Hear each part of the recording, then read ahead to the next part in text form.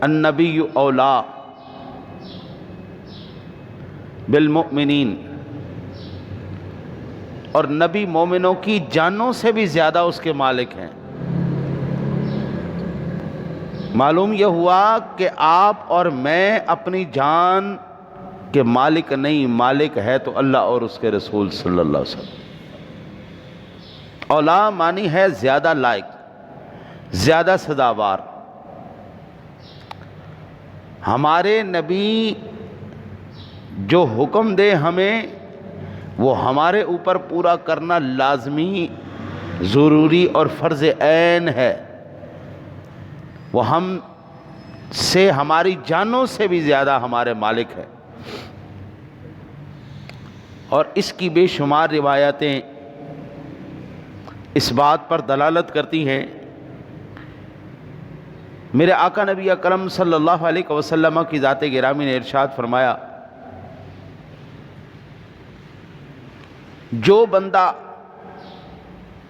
مجھے اپنی جان، اپنے مال، اپنی اولاد،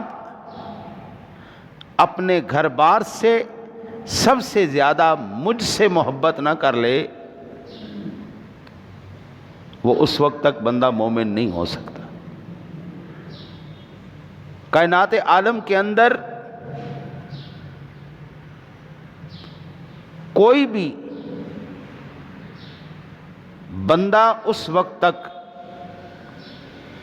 ایمان کی مٹھاس نہیں پا سکتا جب تک تین چیزوں کا وہ عامل نہ ہو جائے۔ حضرت انس بن مالک رضی اللہ تعالیٰ عنہ بیان کرتے ہیں، جس شخص میں تین اوصاف ہوں وہی ایمان کی مٹھاس پا سکتا ہے۔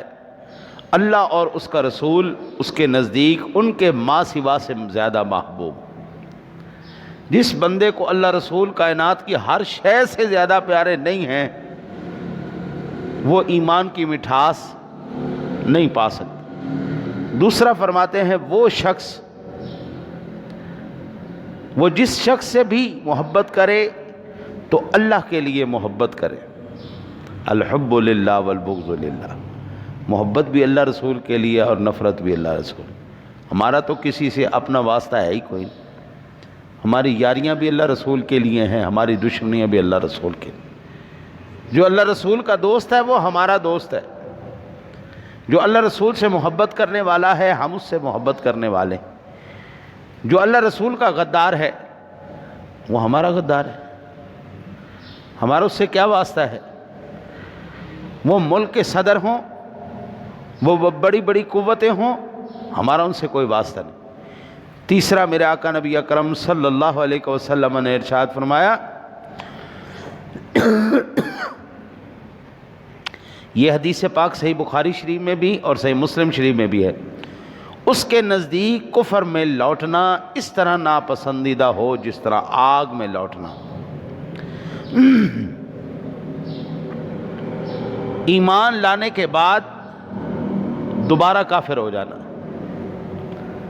یہ ایمان بھی ہر ایک کے نصیب میں نہیں ہے۔ اللہ نام مسلمانوں والا دے دیتا ہے، ایمان چھین لیتا ہے۔ نام مسلمانوں والے ہونے سے بندہ ایمان والا بھی ہو یہ ضروری نہیں۔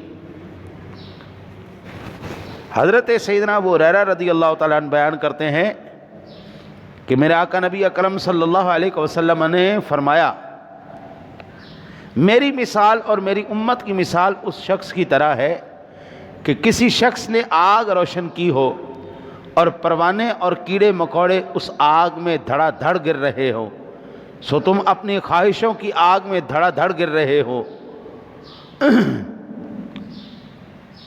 اور میں تم کو کمر سے